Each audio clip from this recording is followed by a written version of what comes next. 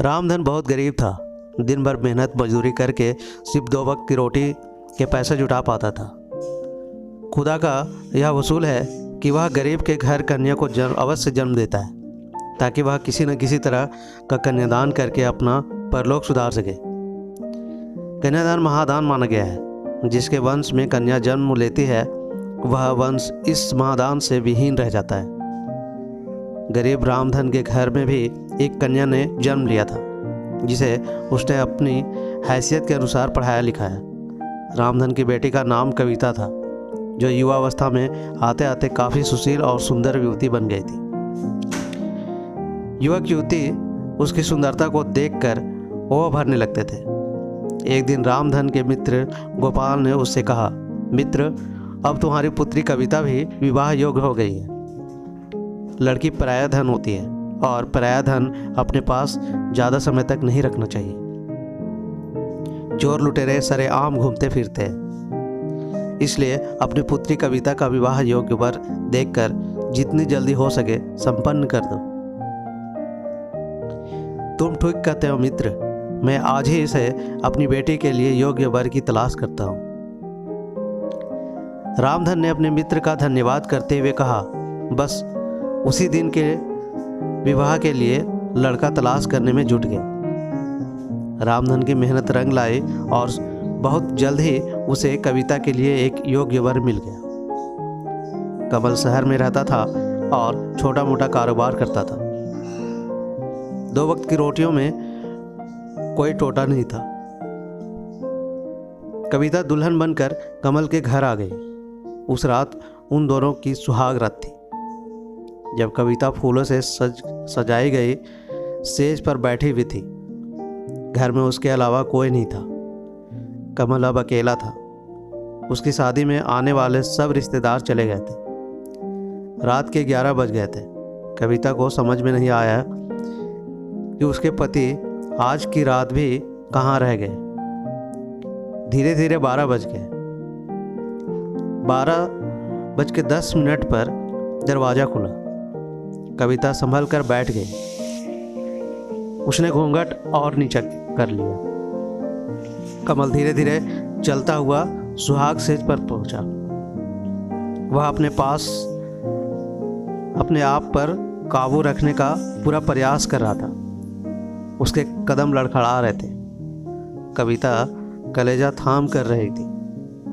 उसने एक ही नज़र में पहचान लिया था कि उसे शराबी पति मिल गया है। एक पल के लिए उसने सोचा कि शायद हो सकता है उसके यार दोस्त ने इस खुशी के मौके पर पिला दी होगी। उसने दिमाग से इस बात को निकाल दी। कमल धीरे धीरे चलता हुआ सेज के पास गया। वह आकर उसके पास बैठ गया। कविता लाज से सिमट गई। उसने गर्दन झुका ली। कमल कई पलों तक बैठा रहा, फिर बोला, मेरी जान कविता, मुझे माफ़ करना। मैं दोस्तों में फंस गया था। सालों ने ज़बरदस्ती पिला दी थी। कविता ने कोई जवाब नहीं दिया। नाराज हो मेरी जान, कमल ने कहकर धीरे से हाथ बटाया और उसका घूंघट उठा लिया। कविता ने जरा सा भी विरोध नहीं किया, केवल इसलिए कि यदि उसने विरोध किया तो कहीं साड़ी ना फट जाए। शराबी का क्या भरोसा। कमल के सम्मुख जैसे चांद निकल आया। वह कई पलों तक कविता को एकटक देखता रहा, फिर उसने उसे अपने करीब खींच लिया। कविता ने कोई विरोध नहीं किया। वे दोनों इस वक्त काफ़ी करीब आ गए थे। उन्हें लगा जैसे वक्त थम गया है, लेकिन यह उनका वहम था।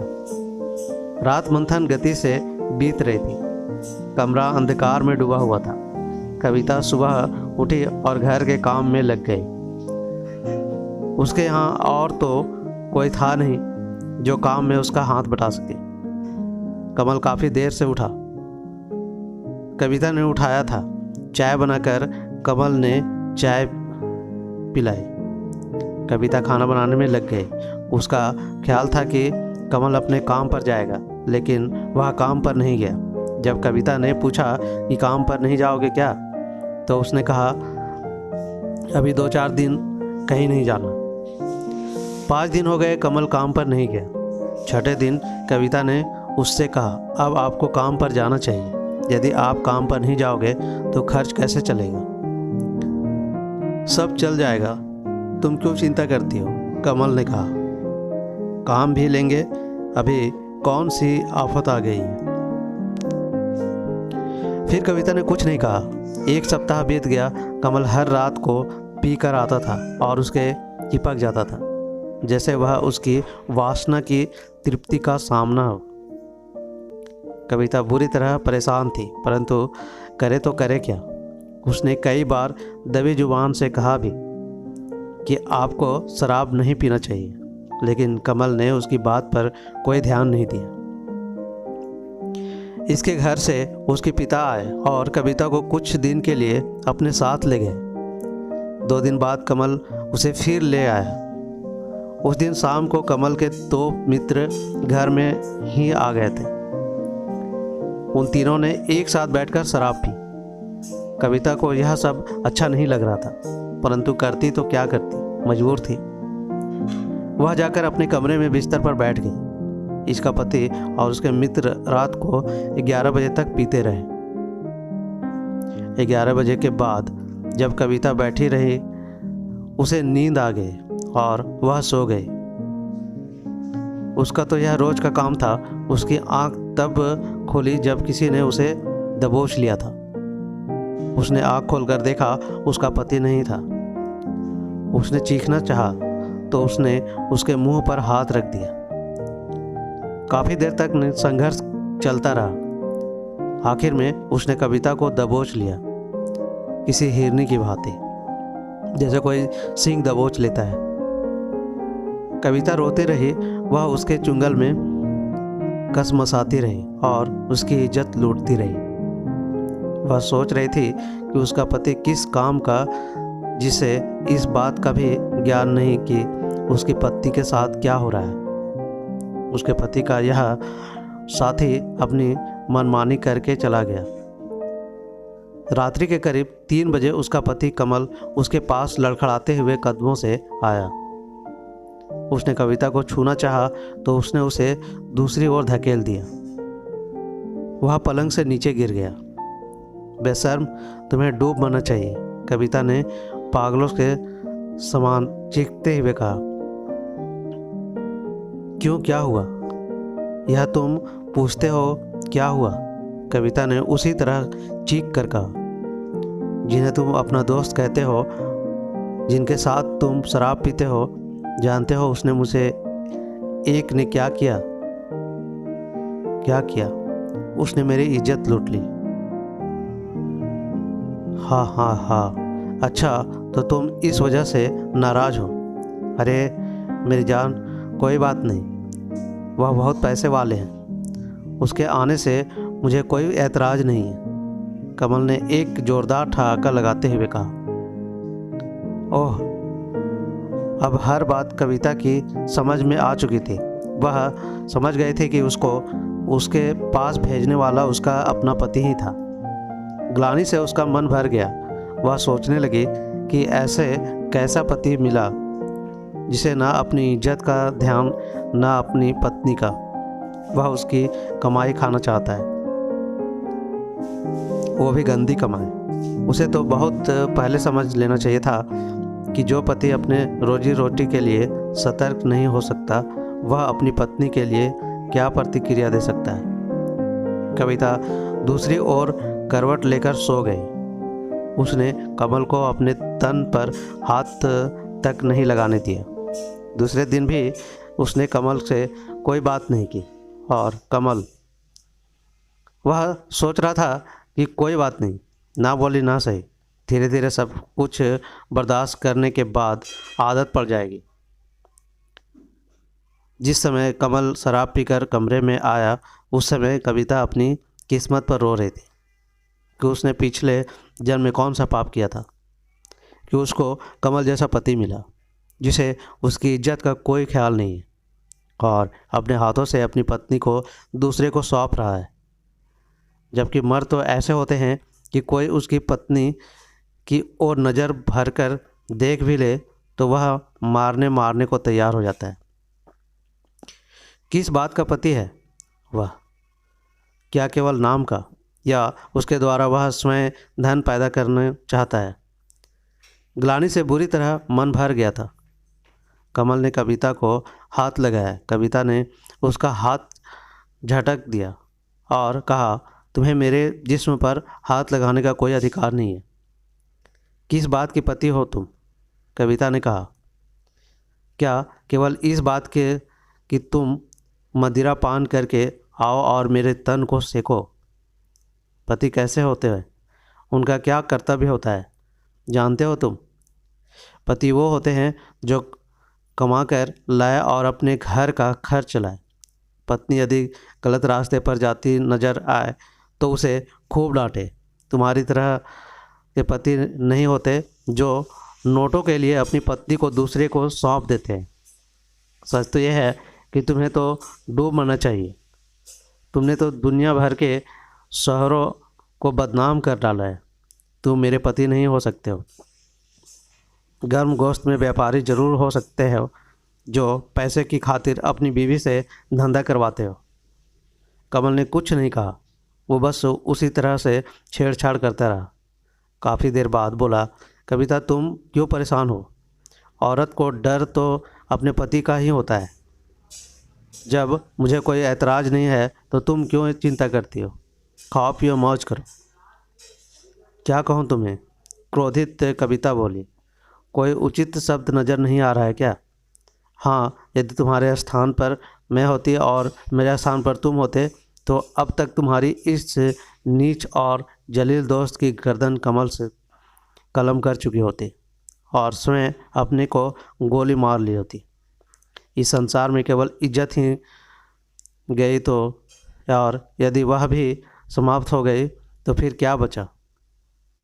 कविता ने कहा, सुनो कमल, वैसे तो मेरी नज़रों में अब तुम्हारी कोई इज्जत नहीं है, लेकिन फिर भी एक बात याद रखना, इस तरह की हरकत मेरे साथ करोगे तो ठीक नहीं होगा। यदि ऐसी घिनौनी हरकत तुमने फिर की तो मैं अपने आप को समाप्त कर दूंगी। ये तुम क्या पागलों की तरह बात कर रही हो? उसने कहा, नारी का फर्ज है कि वह अपने पति का कहना माने, चाहे वह उसके पैसों की हो क्यों ना हो। अगर तुम्हारे पैसे ऐसे विचार है तो तुम किसी और के साथ शादी कर लो और उससे यह सब करना। मैं कल ही अपने घर चली जाऊंगी और तुम्हें तलाक दे दूंगी। इस तरह का नरक सामान जीवन कम से कम मुझे तो बर्दाश्त नहीं है। क्यों पागल हो रही हो कविता? कमल ने कहा, मैं कौन सा तुमसे रोज़ किसी का बिस्तर गर्म करने को कह रहा हूँ।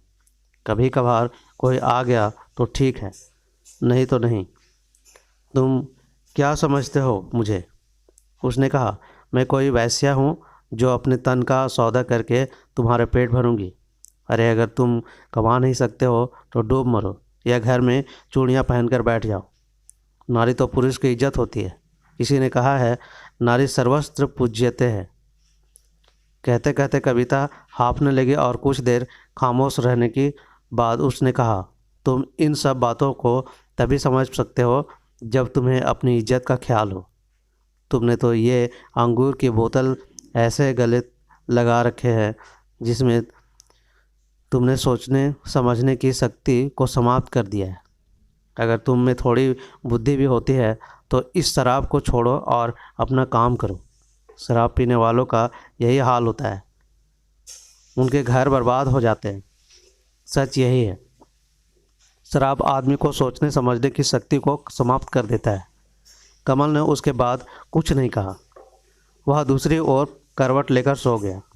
कविता भी करवट लेकर लेटी रही। कविता ने इस बात का पक्का निश्चय कर लिया था कि यदि इस बार उसके पति ने इस प्रकार की हरकत करने की कोशिश की तो वह अपने जान दे देगी। 15 दिन गुजर गए, कोई बात नहीं हुई। कमल ने काम पर जाना प्रारंभ कर दिया था, लेकिन उसने शराब पीने बंद नहीं की थी। कविता ने उससे बोलना शुरू कर दिया था।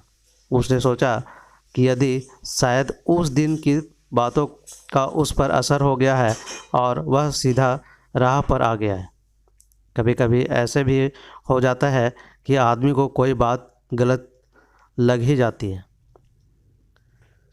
कहते हैं ना कि कुत्ते को पूंछ 12 साल तक नलकी में रखो, जब निकलेगा टेढ़ी ही निकलेगा। कमल ने यह देखने के लिए भी कि अब क्या करती है, उस रात को फिर उसने अपने एक साथी को कविता के कमरे में भेज दिया। जब उसने जाकर उसे छुआ और उसकी आंख खुली तो उसने उसे पूरी शक्ति साथ दूर ढकेल दिया। वह चीखने चिल्लाने लगी, परंतु बचाने कोई नहीं आता। उसे भेजने वाला तो उसका अपना पति ही होता था, जो अपनी पत्नी के शरीर को बेचकर उसकी कमाई खाना चाहता था। पुरुष के समक्ष नारी कमज़ोर होती है। उसने उसे दबोच लिया और अपनी इच्छा पूरी कर ली। हवस पूरी करने के बाद वह कमरे से निकल गया। उसके जाते कविता बाहर आई और उसने दूसरी मंजिल से छलांग लगा दी। नीचे सड़क पर उसका सिर फट गया और वह एक ही पल में स्वर्ग सिधार गई। आसपास के घरों के लोग इकट्ठे हो गए। शराबी कमल भी घर से निकलकर बाहर आया और रोने लगा। उसका साथी उस दुर्घटना को देखकर चुपचाप वहां से खिसक गया। पुलिस आई और लाश को उठाकर ले गया। पोस्टमार्टम के बाद लाश उस कमीने कमल को मिल गई और उसने उसे चिता में भेंट कर दिया। ऐसे पति को तो अपनी पत्नी की चिंता को अग्नि देने का भी अधिकार नहीं होना चाहिए था। एक पल रुककर वहाँ पर लोग सोचने लगे कि शराबी तो शराबी ही होता है, और फिर सारे लोग वहाँ से चले गए। और ये बेशर्म और दर्दनाक कहानी, जो कि एक कहानी बनकर रह गया, और एक इस तरह की सच्ची घटना भी कहीं ना कहीं ज़रूर घटती होगी। तो ये थी आज की कहानी। कैसी लगी अपने दोस्तों के साथ शेयर कीजिए और साथ ही साथ कमेंट में भी बताएं। और चैनल पर नए हैं तो सब्सक्राइब कीजिए। मिलते हैं कैसे नई कहानी में, तब तक के लिए धन्यवाद।